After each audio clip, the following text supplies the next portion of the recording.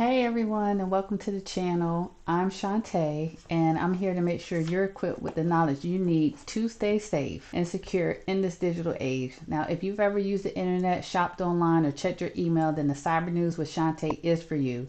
I'm here to keep you in the loop on what's happening in the digital world, from things like online scams to tips to keeping your personal information safe. So don't forget to like, subscribe, and comment down below. So let's jump in.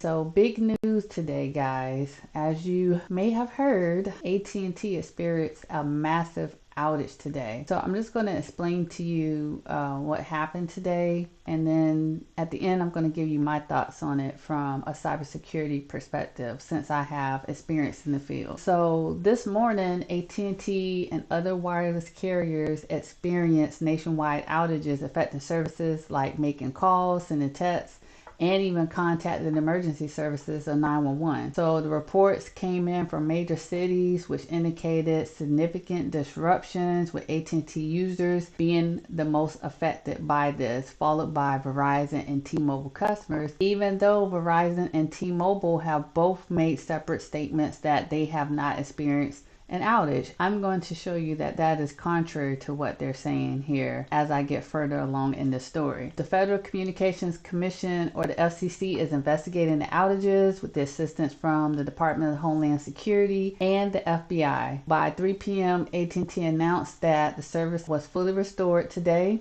despite people putting out there that they were linking this to some solar flare occurrence that happened around the same time, which pretty much was just a coincidence. With this outage, again, it affected reaching 911, places like San Francisco Fire Department and Charlotte Mecklenburg Police Department. They advise alternative means of communication. Now, the Southeastern Pennsylvania Transportation Authority also reported potential travel update inaccuracies due to the AT&T communication issues. Let's get to this article. There's a lot of things circulating out there about the AT&T outage. What piques my interest is that the White House making a statement that the FBI, Homeland Security, FCC, everybody is looking into the outage. Now, AT&T hasn't come out and made an official statement as to the actual root cause of the outage. However, the Biden administration has been fully advised on this situation. You know, that's kind of a big deal when it makes it to that point. As I get further along, I'm going to talk about how I think this could be linked to something else. So now that we know that they are involved with that, I want to point you guys to this site. I'm not sure if you guys are familiar with this. If you're not familiar with Down Detector, this is a website where you can check if online services like, as you can see, cell phone, internet, cable, social media, email, any online service is having a problem. It'll show you in real time if these services are down or if they're running slow. So people usually access the site if they want to see if others are having the same issue too. And you can go in and comment and say that you're also having this issue. So it's just like a report. It's just like a reporting tool for users. So that people can gather all together from all over if they're having like the same issue. If there's no like official report that came out yet that indicated that there was an outage. I thought it was interesting when Verizon and T-Mobile made the statement that they weren't experiencing any outages. But if you take a look here, look at AT&T. This is like a little graph here, this little line chart graph. Now look at T-Mobile next to it. They look very similar. And then of course Cricket is ran on one of the networks, so is Consumer Wireless, so is Straight Talk. And then look at Verizon. Look at AT&T, now look at Verizon. The charts look similar, right? If I dig into like AT&T, look at the chart. It shows here that it started early in the morning. See, there were already some reports coming in. Reports were trickling in. And that's probably because people were asleep. Not many people were up at that time. So it probably wasn't anything major. But once people started waking up this morning, we could see that that number jumped to 32,000. Further along in the morning, we peak all the way up to 74,000. So if I back out of here and I go to T-Mobile, who claim that they did not have an outage, well, graphs kind of look similar to me. I mean, I call a potato if I see it. So look here. Now, they didn't have as many users reported, but it was reported. And then if you scroll down further, then you'll see in the comment section that people are saying that they're having problems. And they've been reporting this since this morning. You'll see if you keep scrolling through here, people from all over the US are reporting that they're having issues with T-Mobile. So now if we go down to Verizon, because Verizon said that they're not experiencing any outage issues, what they said in the report was that the issues that people were reporting were making calls and texts to AT&T users, which that don't even make sense. Come on now, y'all could have did better than that, because people can clearly go here to Down Detector and take a look at it. And look at the chart again. The chart is the same. Not many users affected, but the chart is similar. People are still affected. And then if you scroll down to the comment section, you'll still see that people are having issues. Now, this was up to 2 hours ago. Okay, current time is 5:17. So people are still having issues up to 2 hours ago. But they were reporting issues today. But Verizon said that they didn't have any outage issues. We clearly see that the chart is telling us something else. So anyways, now that we've gotten that out the way, AT&T did come out and make like a small statement that there was a peer issue. In terms of peering, when it comes to cell phones, okay? So peering in the world of cell phones is like connections between different phone companies. Now, when these connections have issues, you'll see things like calls dropping, the sound is bad, text messages taking forever or not sending. You'll see that little circle circling around. The internet on your phone is acting slow. Like when you go somewhere else, like when you travel to a new area, your phone might have an issue trying to connect to the internet or make calls because it's trying to work with the different phone companies that are there on their network. You'll notice that certain apps and websites won't work, okay? So when you're pairing with another carrier's network, it's like having a road, okay, that connects different neighborhoods. When it comes to peering, so right, because they mentioned that they had a peer issue. So when we're talking about peering with networks, number one, in terms of peering, there's an agreement with networks. So the cell phone companies make deals with each other to connect to their networks. These agreements set the rules for sharing traffic between them. Number two, routing calls and data, okay?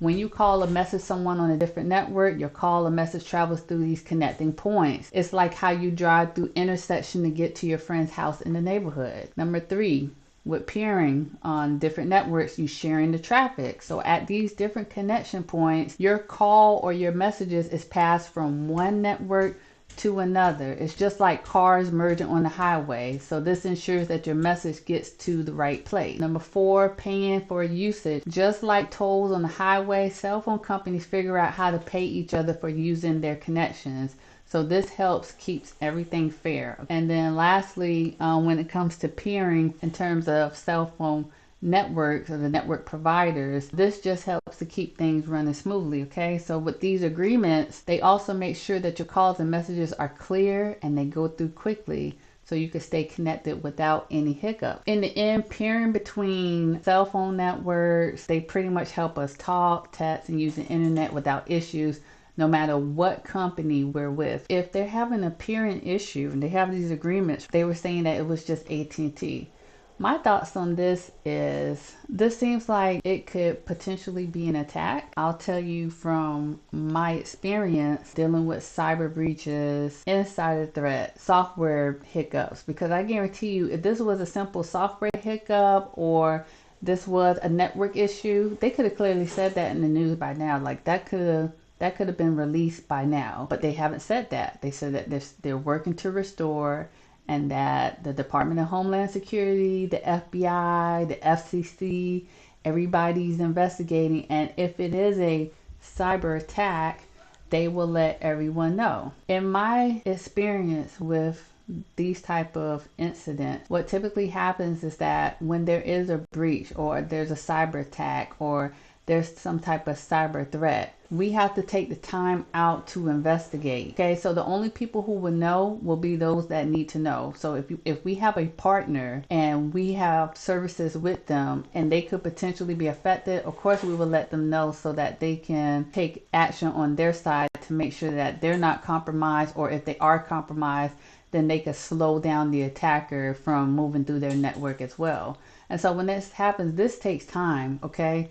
If you have a company, you pay another company, a cybersecurity company, to come in and help with the mitigation, with doing the assessments, making sure that you kick out the hacker off your network, to isolate the network, take every machine off that's been infected. Like, another company comes in to help with that. Then you have to get authorities involved. Then you have to notify all the partners. You have to get all of the information, get all of the facts. So doing an investigation is just like the FBI, the police. They're doing their investigation before they release any of the facts or anything that's going on. When it comes to cyber, though, it takes a little bit longer because there's so much involved. There's so many people that's involved. There's so many contacts that has to be made. In the event that this is a cyber threat or a cyber attack, it'll probably be released days or maybe weeks later. Okay, so the people who probably know would be the government, okay, because they use the phone services. The phone carriers that are partners with AT&T would know. Customers are always the last to know. I'm just going to let y'all know right now. Customers are always the last to know. We will always be the last to know when something happens, because they have to get a plan of action together to offer you something, so that if your information is breached, they will offer you, you'll see like 2 years free monitoring service, 2 years free credit report. Because this happened, we're going to pay out this much. You know, you'll see things like that. But they already have went through their legal teams, because all of this is legal. So legal attorneys, this is like a whole big thing. Lawyers, all legal team have to get involved. Insurance companies have to be contacted. There is cybersecurity insurance. There is insurance to cover companies in the event that they go through a breach. It covers them, it covers customers, it covers the partners, it covers their data, their assets, all of that. Like, that is a requirement. Like, majority companies have this type of insurance that they have to carry in the event that there's a breach or an attack and things like that along that nature. Another thing that was interesting that I just wanted to point out to you guys really quickly here. So U.S. Senator Marco Rubio posted this on X, and look at what he said. I don't know the cause of the AT&T outage, but I do know it will be 100 times worse when China launches a cyber attack on America on the eve of a Taiwan invasion. And it won't just be cell service they hit. It will be your power, your water, and your bank. I just want to pose this question to you guys. In the event that this happens, because it's not if it happens, but when it happens, are you prepared? What do you have in place right now that will help you to minimize your risk, your exposure? Do you have what you need to communicate? What other alternatives of communication can you use? If you can't access to your bank, how else can you access your money? Do you have cash on hand? Do you have a safe? What do you have in place? Because this is an interesting statement that he posted, and I'm posing a question to you guys. What would you do in the event that this happens? Because in the world of cyber, it's not if, but when it happens. So this is food for thought for you guys. I just want to let you guys know what's going on out here, my thoughts on it, my takes, my experience with things like this happening before. If you have anything else to add to it, make sure you comment down below. Let me know. If there's anything else you want me to dig into, look at, let me know. But don't forget to like and subscribe, guys, okay? So thank you for joining me, and I'll see you guys later. Bye.